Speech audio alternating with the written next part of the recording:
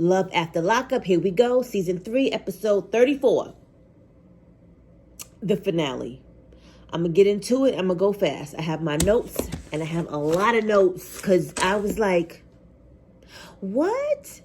Chevelle and Quaylen, the most explosive one besides Sean and Destiny. So Chevelle and Quaylen are getting into it because this is still over the same text message that she got from Jay that she was messing with. And he's like, I'm done. I'm leaving. And she's like, why are you leaving? We ain't even do nothing. And she's like basically begging him to come back.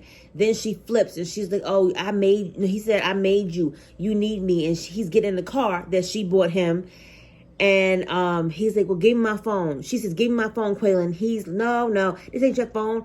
And they start arguing again. And she still has this Macho Man Randy Savage-esque bell-bottom pantsuit onesie kind of thing going on. So here's my thinking on why I feel like Quaylen was done with her after that one time and he got caught the same thing with the same kind of situation. Because he wasn't ready. Quaylen has been with her for 2 years before he got out. So he been in jail 12 years. He comes out from being locked down, doing what they say, what they do, whenever they say to do it for 12 years. And Chevelle wanted him to fast track marry her in 2 to 3 months. And he's not ready for that. He's fresh out, literally fresh out from being locked down for 12 years. And he got locked up when he was, 17, 18 years old? He don't know what a relationship is. And for you to expect him to jump into another relationship is insane to me. You gotta date long term. You see how it works out. And you don't have this man, your daughter calling him daddy. You explain to her, this is mommy's boyfriend. We're going to get married. And when we get married, you can call him stepdaddy or whatever. Don't co-sign the bullshit. But Chevelle, you did anyway. So he's like, oh, you want the phone? And I guess they were arguing for a long time because the cops were called. He threw the phone down. She walks off and she's screaming. She's in her car trying to pull off because the cops come. They both got records. She said, well, no, I don't want to press charges on him. You that mad at him, but you just said you ain't pressing charges on him. Maybe you have a heart because you still love this man. They don't take him to jail. The cops pull off. And he's walking away. He got his bag. He leaves the car there. He's walking away like a man should do before she gets popped in the mouth. He might have popped in the mouth. So he said, let me walk. I'm going to walk. So he's walking up and she's still, oh, why? She's going all ham on him, foaming at the mouth. And she's walking off with these bell bottoms. And I can't take it, y'all, because the bell bottoms are swinging as she's walking. And I'm like, and it's like neon-ish. It's a lot going on. Yeah, I saw the outfit. Now, that's me being me. I'm not chasing no man.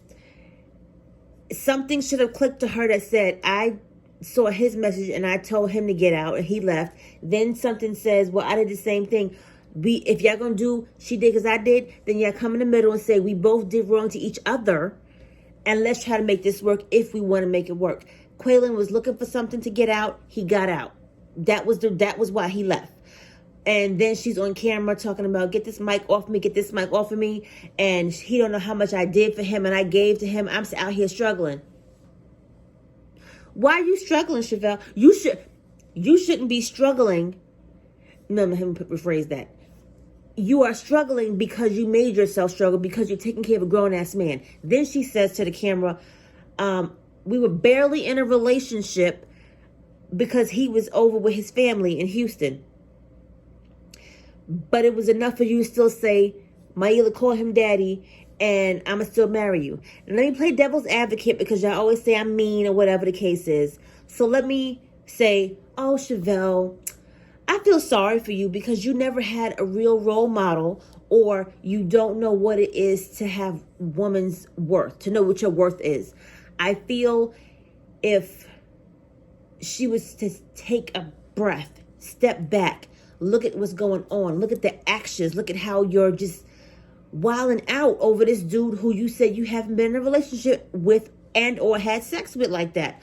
Like, maybe I should, do some self-love or self-teaching, self-thinking, meditation. You deserve better. You deserve more. You put your time and effort into this man. It didn't work out. Suck it up, buttercup, and move on. You can't hold down a man who's been held down for 12 years. Next topic, moving on. Kristiana and John. She meets her sister in the park to find out what was going on because her mother told her that Tara and him were really buddy and chummy and close, and she feels that they had did something. So since Tara's a felon, they can't really meet out in public, or they'll both go back to jail, or she'll go to jail. Meets her in the park, asks her, well, Mom said, and were you like flirting with John? Or did y'all have sex? And she fake slaps. So she's like, don't touch my man. Anyway, so she's like, well, I had to play the role of mom. Like, I was there for him. You wasn't. What did you want me to do? You basically made me stay over there. So what did you expect to happen? Bitch, what? Bitch, what?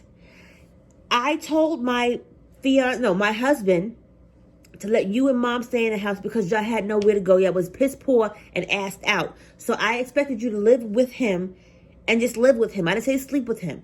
Yes, John was wrong because he was doing the same thing. She would advance, he would take it. Yeah, was doing too much. It was too close for comfort. Yeah, touchy-feely or whatever. They never said how long she was really down for. But, so she's like, well, I'm going to take it, John. You know, I didn't ask you to sleep with him or have sex with him or flirt with him. I asked you to live with him. And she's like, well, Kristiana did the same thing. And I told y'all that last week. Kristiana said she's probably getting me back because I slept with her boyfriend a while ago, so she wanted to do the same thing to me. So they walk off and leave each other. She goes back to the house and she's smoking a cigarette in a robe and early in the morning, and she's just like, oh my gosh, did I have something to ask you? And she's asking John, like, did you flirt with her? And he's like, what? Yes, she found out, and she's asking the question. So he's like, it was wrong. He admitted it because I guess it was, yeah, I know. When a woman asks a question, I'm asking you because I already know. I want you to tell me the truth now. So let's see what happens. So John tells her, and he says, I married you. I want you. But what they didn't say was, he did say Tara tried to kiss me, and I backed off. They didn't give the full details of how this went about it, because either way it was wrong. But they gonna still work it out, and she forgave him. Oh, how nice. Andrea and Lamar, however you want to call her name. She has this African mission birthday party, and her Mormon friends from Utah come, and one of her best friends is like, oh, there was some conversation. Like, as soon as she walked out and they're cutting cake, she's like, there was some conversation yesterday around you not being a real Mormon anymore. And she's like, what? It's not the time. It's not the time. Let her have her party. You talk to her later about what they said about her, and don't bring it up at the party. But I guess it wouldn't be TV. It wouldn't be no action, right? So she said, what was said? They said you weren't wearing your garments. You showing your body more. And I was like, oh, okay, here we go.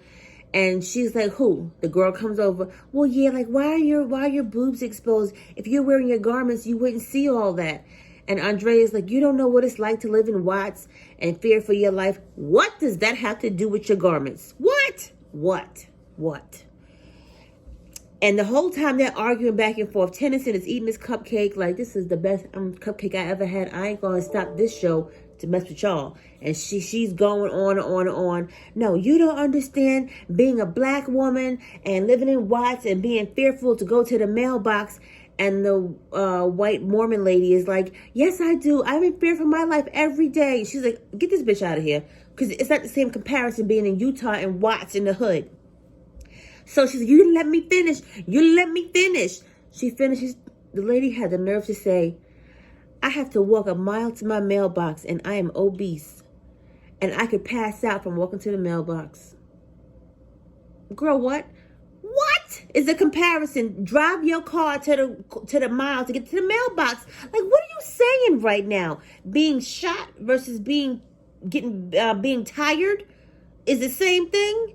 But now I feel like Andrea sees the bullshit. Andrea sees how she looked to Lamar when she came from Utah and came to Watts and didn't understand what really happens in the hood from being from Utah.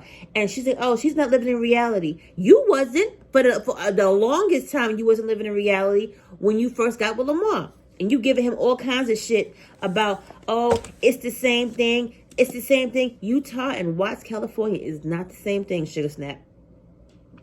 Moving on.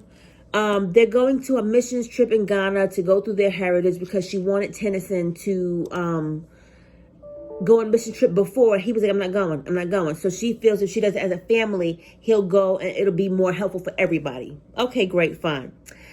Brittany and Marcelino. Brittany is still trying to force her mom to do the right thing. Look at my four necks. Hold on, let me give y'all like this. So Brittany talks to Marcelino, and he's basically like, listen, Brittany, I can see it. 1, 2, 3, 4. See it, love it. Anyway, Marcelino's like, I want to go back home. Like, I want to go back home. I am tired of this because you keep repeating the same cycle with your mom, and she keeps basically fucking up, and we're the ones dealing with it. We have 3 kids, and we bouncing them all over the place for your mom, and your mom isn't changing. So she's like, well, Mars, if she doesn't stay in treatment in Alaska where they're at, then we're gonna just, I'll leave it alone, and we'll go back to Nevada, and we'll move on. So he's like, I'm happy to hear that. The mom announced she's going to rehab, and she's gonna stay in Alaska. Everybody's happy. Yay, kudos. Then we have Puppy and Amber. Puppy, I still can't believe Amber's not gay. Like y'all can't make me believe she's not gay. I'm sorry. She goes to Puppy's house or wherever she's staying to try to find out why she's not answering the phone from a drunk text message. She's drunk in the backyard. Okay, now what? Like they just have no storyline. I'm done. Shane, Lacey, and John. John found a new woman. She looks a little bit off. Like her pinky toe was hanging out her shoe and saying hello before she said hello to John. He wrote Lacey a letter, I guess basically saying like, this is my final letter to you. Not going to bother you no more. We're really done. Yada, yada, yada. Shane's painting the baby's room pink because it's a girl. Lacey ends up having some issues with her head or something, I assumed. And it was some kind of, she described it as like an aneurysm, some kind of blockage or whatever. I really didn't get into it because I fast forward through them because they're boring. She had to stay in the hospital. They had the baby. Her name is Summer Rain. She's cute. Voila, magic. And they're still living happily ever after. Sarah, Michael, and Malcolm. Michael left to go wherever. And Sarah calls Malcolm. And Malcolm's like, she says, oh, Malcolm, let's hang out and be cool people. He's like, no. First of all, Sarah, you act like Malcolm lived up the block. Malcolm lived 3 hours away, 2 to 3 hours away to come and see you as he was your boyfriend. He don't need no more female friends that he screwed and just want to hang out with their 2 kids. That's not what he want. Not to mention, Michael pops up whenever the fuck he want to pop up at your house. Trailer. Nothing wrong with it, but I'm just saying. So he's asking her like, so how's it going? Like, did you and Michael sleep together when y'all was at the house? And she's like, that's none of your business. That means you slept with him. So he's just like, yeah, I'm not with it. I'm not trying to be this person in your life because I had feelings for you. I'm not with it. Give you hugs. I'm out. Good for Malcolm. Because she said, and then Sarah says, well, I don't think it's not fair to anybody to be in a relationship with me when I have Michael being how he is. So for the rest of your life, or until these kids are 18 years old, you're never going to have a real relationship with anybody else because of how Michael is, but he can sleep with anybody and bring them in your face and be seen on social media with these women, and you're going to just chill for 18 years? Okay, you be the fool. I don't understand it. And I think I can't identify or I can't comprehend what they're going through because logically it makes no sense. I'm not going to sit here and be with my husband, but we're estranged, and pause my life for all these years till the kids grow up because Michael don't want to do right by me and the kids, but he can do what he want to do. I can't. I have to float on. I have to go that way. I can't. And my locks have changed. You're not coming to my house. You will call before you come, or you will sit the fuck outside until I say come in. Because that's not how we operate as grown adults. So then they flash over to Michael. He was some girl named Sasha who he's kissing and loving up and tonguing down in the street. And Sarah's like, yeah, Mike's not answering the phone. Because he fucking somebody. Like, why does it just like... I know reality TV is like snippets and they make it look as they make it look worse than what it really is. But you look really, they make you look like shit, Sarah. They make you look stupid, desperate, and lonely, and thirsty. And Michael is playing you every chance he get. And Michael is still on your cell phone plan. You're not going to be on my cell phone plan if you don't answer my phone calls when I or the kids call. What if I'm calling you to tell you something happened to the kids? You didn't answer the phone because you was sleeping with and sucking up with Sasha?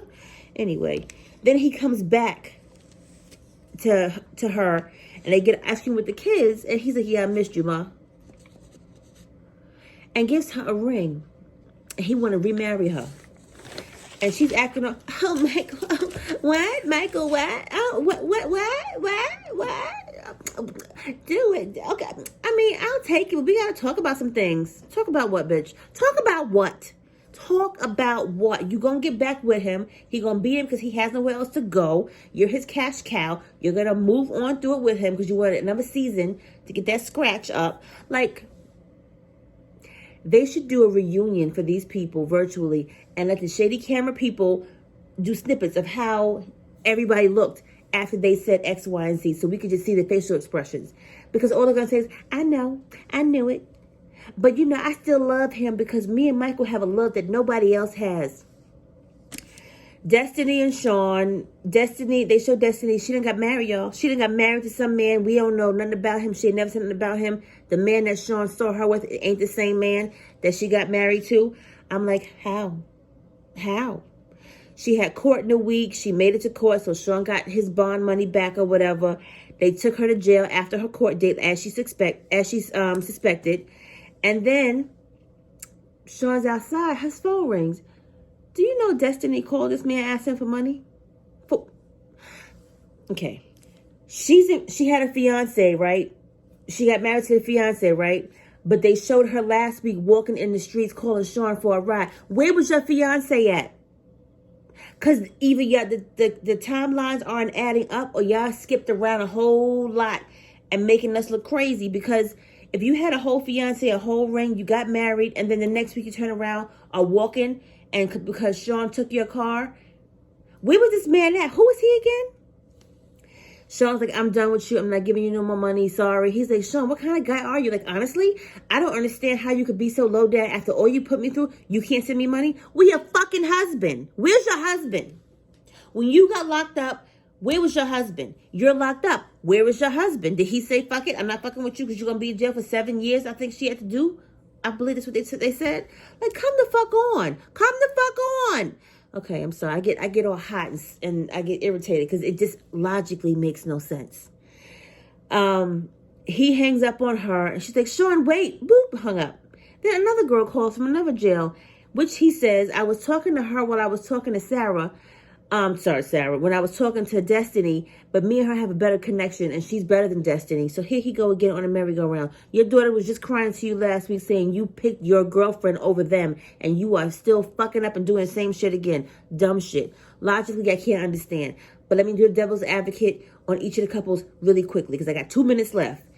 I'll be Sean and say, oh, I'll try to find love again. She hurt me because she used me. So I'm going to try and make it work for somebody else. Destiny, I can't be logically sound with you because you make no sense. Sarah, I love him. I've loved him. I'm going to try to make it work because he can be a better man with me and his children. I'm going to try and love. Chevelle, I'm going to try and love. Andrea and Lamar, they're working through their issues. She is just a lot for no reason. I can't even stretch this out because it don't make no sense. Anyway, like, comment, share, subscribe. I got a couple of more reviews to do left about my favorite 90-Day Fiancé. It'll be added maybe today if I feel like it because I have a lot of work to do today, unfortunately. So thank you for watching. Bye. Got the wrap up, y'all, because you know they do. Since it was the finale, they go through everybody's where they are now. So what I got out of the where they are now is Scott is still living in that house in Mississippi by himself that he bought for Lindsay. Lindsay is facing some jail time, 6 to 10 months. I'm like, oh, what did you do?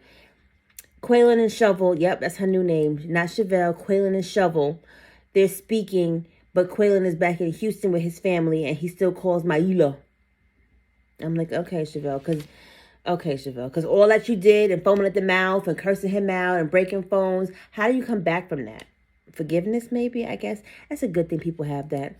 Scott and Kristiana are working on their marriage, but they're not talking to her sister Tara, which is good. After Michael proposed to Sarah, and this is what I'm talking about, the logic, after he proposed to her, he left her, went back to Miami to be with Maria.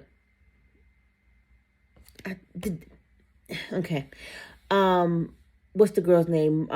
Brittany's mother didn't make it in rehab, so she is who knows where.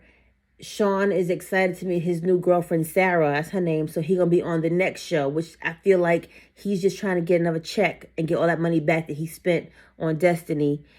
And what's the girl's name? Andrea and Lamar are going to their Ghana mission trip. So they'll probably be on next season.